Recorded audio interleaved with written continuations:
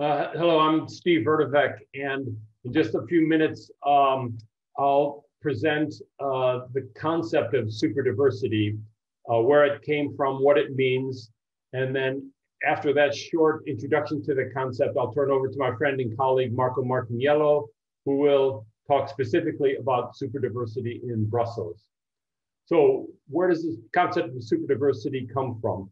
Well, now it's going on about 15 years ago. I coined this term in academic publications, really because as a migration scholar, I had seen various kinds of changes taking place in global migration, and in my case, particularly in migration to the United Kingdom.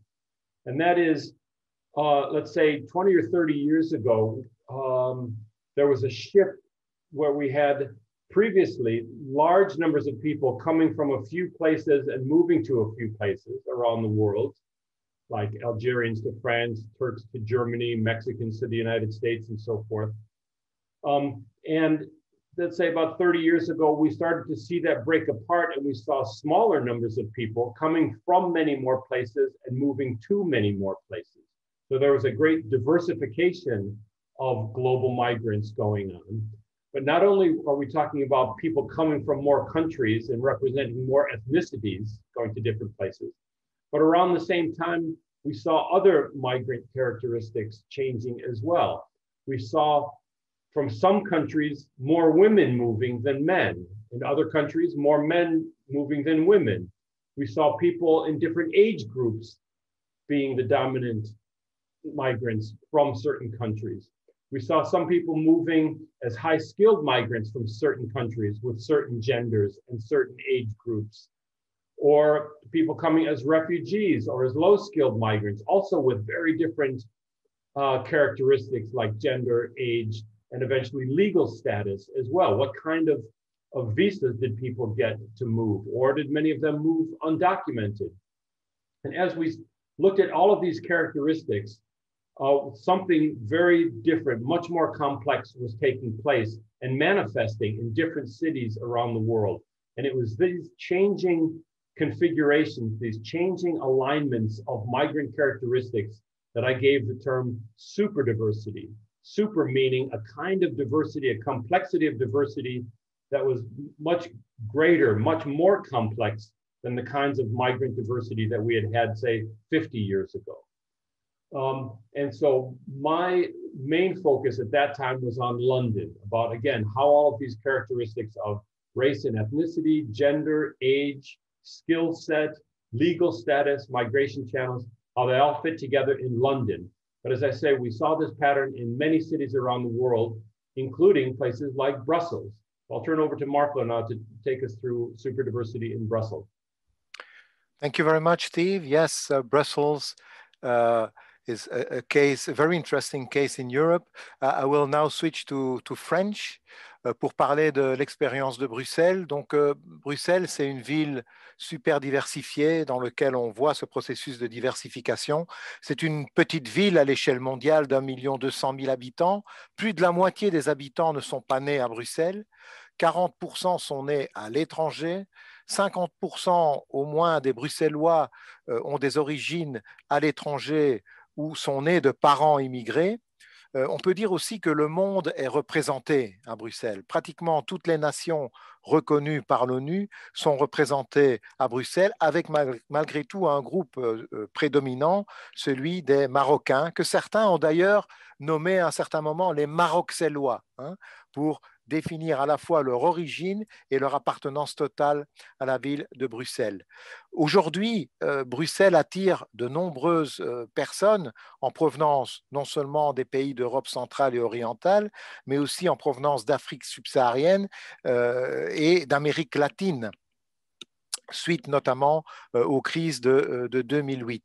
Ce qui est aussi intéressant de remarquer, comme le disait à l'instant Steve, c'est que les migrants et les populations issues de l'immigration à Bruxelles se répartissent sur différents statuts juridiques et aussi appartiennent à différents statuts socio-économiques. Donc nous sommes loin de l'image des années 50 où la majorité des migrants, c'était des hommes qui venaient pour l'industrie ou pour, dans le cas de Bruxelles, qui sont venus après pour la construction du métro.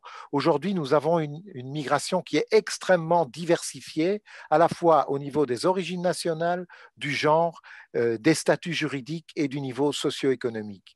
Il faut aussi ajouter comme dimension de la superdiversité à Bruxelles le fait que la ville abrite les deux grands groupes du pays, avec une population francophone qui est largement majoritaire et une population belge néerlandophone qui est largement minoritaire. Alors, Bruxelles est aussi une ville-région qui est duale. C'est une ville où on voit une concentration de la précarité et de la pauvreté dans les anciens quartiers ouvriers le long du canal de Bruxelles, autour finalement de l'hypercentre médiéval et touristique. Et on voit que plus on s'éloigne du centre, plus la population va être blanche, plus le taux de chômage va diminuer, plus la prospérité va augmenter et plus le pourcentage d'immigrés défavorisés va diminuer au profit alors d'une population d'expats, puisque c'est aussi un élément de la superdiversité de Bruxelles. Bruxelles est une ville avec un statut international qui abrite beaucoup d'organisations internationales et ainsi de nombreux expatriés habitent à Bruxelles. Et donc cette ville-région est à la fois très riche et très pauvre. Et cette richesse et cette pauvreté se font face parfois dans la même rue en fonction de la configuration de la ville. Il peut donc en résulter des tensions et des frictions. Alors, dans cette ville super diversifiée, que remarque-t-on? D'une part, une tendance au repli. On ne peut pas parler de ghetto à proprement parler à Bruxelles, mais il y a quand même des tendances à l'homogénéisation ethnique, culturelle, religieuse et socio-économique de nombreux quartiers. Il y a notamment une fracture entre le Bruxelles international et le Bruxelles belge en termes de niveau socio-économique. Mais d'un autre côté, on voit que dans de nombreux quartiers bruxellois, il y a des mélanges de populations. Il y a une sociabilité interculturelle qui se développe dans des quartiers qui restent mixtes, mais aussi dans des quartiers homogènes qui attirent pour différentes raisons, par exemple au niveau culturel et au niveau sportif, des populations qui représentent cette super diversité de la ville. Alors, que faire aujourd'hui avec Bruxelles? Cette ville illustre bien tous les défis rencontrés par les villes migratoires, par les villes post-migratoires, par les villes super diversifiées. On y observe ces deux tendances contradictoires vers une citoyenneté bruxelloise partagée d'un côté et vers une séparation et des replis de l'autre. Je pense que nous ne pouvons pas nous payer le luxe de laisser se développer ce repli et cette séparation. Et donc, c'est par une dynamique top-down, mais aussi bottom-up, cohérente, qu'on peut espérer renforcer le développement d'une citoyenneté bruxelloise multiculturelle partagée. Et je pense ça, que c'est vraiment, on voit des développements dans ce sens à Bruxelles. Peut-être que c'est là qu'on les voit le plus en Belgique pour positiver cette super diversité et construire un destin commun entre toutes les composantes de cette super diversité. On verra ce que l'avenir nous réservera.